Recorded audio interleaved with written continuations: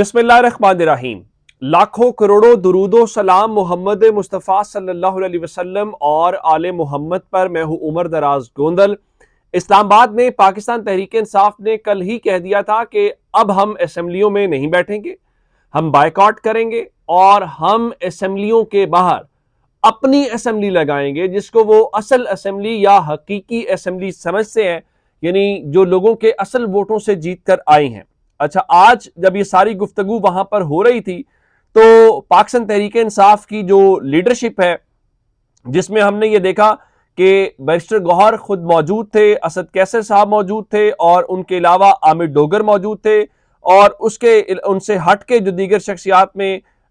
जो है हमें दीगर उनके जो MNAs हैं वो भी नजर आए। अच्छा, उसमें एक चीज बड़ी इंपॉर्टेंट है और असद कैसर साहब ने कहा जी हमारे एहतजाज का 1 पॉइंट एजेंडा है कि इस असेंबली में गैर मुंतखब लोग इस हाउस में बैठे हुए हैं और ये जो असेंबली है वो गैर कानूनी है। अच्छा, वहां पर आज इन्होंने जो असेंबली लगाई और वहां पर इन्होंने आज एहतजाज रिकॉर्ड कराया, इमरान खान की रिहाई के नारे लगाए कि रिहा करो इमरान खान को, रिहा करो जैसे नारे हमने वहां पे सुने हैं। और आमिर डोगर साहब ने वहां पे कहा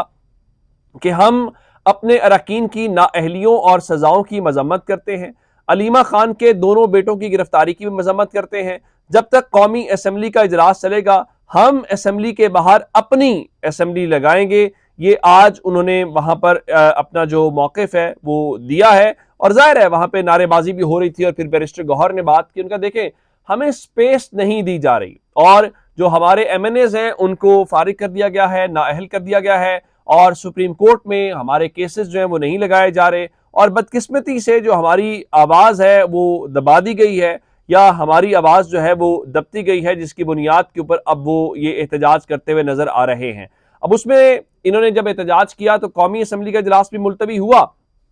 उसके बाद पाकिस्तान तहरीक इंसाफ का जो बाहर लगा हुआ इजलास है, यानी तहरीक इंसाफ की जो बाहर वाली असम्बली है, वो भी उसका इजलास भी मुलतवी हो गया। अब यहां पे एक बहस जरूर है कि क्या पाकिस्तान तहरीक इंसाफ जिस स्ट्रेटजी के साथ जा रही है, इस स्ट्रेटजी के साथ क्या वो वाकईतन प्रेशराइज करने में कामयाब हो जाएंगे, ये एक इंपॉर्टेंट बात है। दूसरी बात, जब वहां पे वो आए तो मैंने आपको कहा था कि कालाबाग डैम की डिबेट आपको दिखाई देगी। अवामी नेशनल पार्टी तो उसकी मुखालफत कर रही है, अभी पीपल्स पार्टी ने बोलना बाकी है, लेकिन आज पाकिस्तान तहरीक इंसाफ के अंदर से आवाज आई और मैंने पहले भी कहा था कि देखना पड़ेगा ये तहरीक इंसाफ की पार्टी पॉलिसी है या गंडापुर साहब का जाती ख्याल है। तो आज असद कैसर साहब से वहां पे सहाफियों ने सवाल किया कि अली अमीन गंडापुर ने इस हवाले से कालाबाग डैम की हिमायत की है, तो आपका मौकिफ क्या है, पार्टी का मौकिफ क्या है? तो उन्होंने इस हवाले से असद कैसर साहब ने अली अमीन गंडापुर के कालाबाग डैम के ऊपर जो उनका मौकिफ है उससे इख्तलाफ किया और ये कहा कि ये अली अमीन गंडापुर की जाती राय है, ये पाकिस्तान तहरीक इंसाफ की पार्टी पॉलिसी नहीं है। और उनके मुताबिक अली अमीन के अपने इलाके में CRBC प्रोजेक्ट है और उनके मुताबिक जिसको पहले पूरा करना चाहिए, और उनके मुताबिक कालाबाग डैम जो है वो इस वक्त की जरूरत नहीं है। और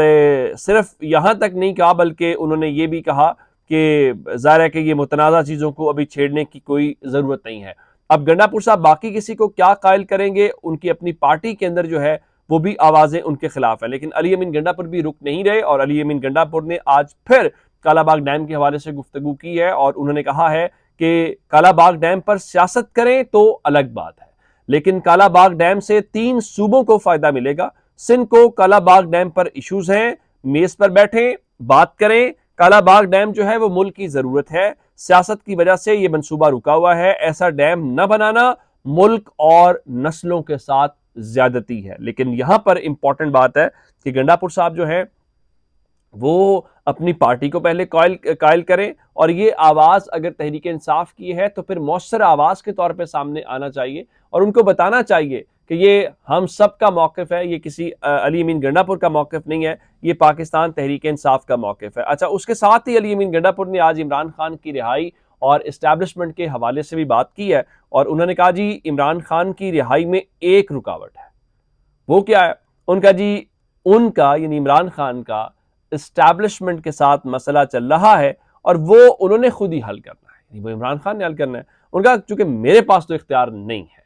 तो अब इसका मतलब क्या हुआ कि इमरान खान की रिहाई में कोई केस, कोई इस किस्म का जो इल्ज़ाम है वो उनके रास्ते में रुकावट नहीं है, बल्कि असल बात यह है कि इमरान खान के रास्ते में रुकावट इस्टेब्लिशमेंट के साथ मामला तय नहीं करना है। आज इमरान खान इस्टेब्लिशमेंट के साथ मामला तय कर लें तो मेरा ख्याल है कि उनकी रिहाई अगले एक दिन क्या अगले चंद घंटों के अंदर इसी पाकिस्तान के अंदर,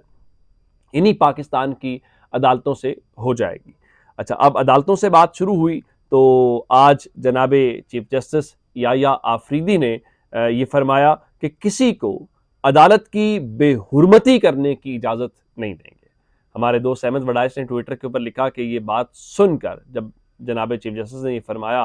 तो अडयाला जेल का सुपरडेंट जो है वो हंस हंस के अपनी जेल से नीचे गिर पड़ा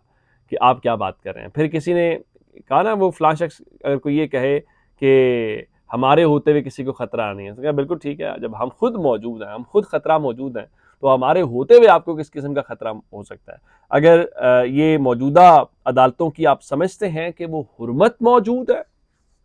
और ये अदालती हुर्मत है, तो फिर हमें खौफ आना चाहिए बतौर कौम कि फिर बेहुरमती क्या होगी। अगर ये हुर्मत है तो फिर बेहुरमती क्या होगी, ये एक बड़ी इंपॉर्टेंट किस्म की बात है। तो अब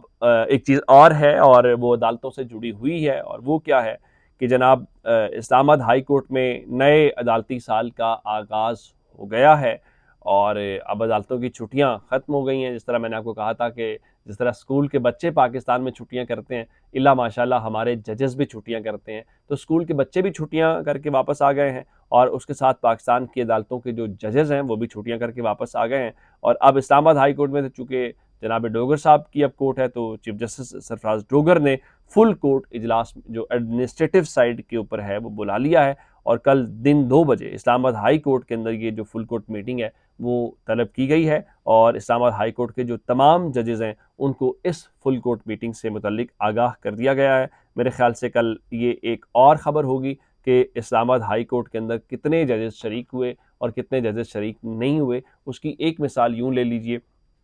कि जब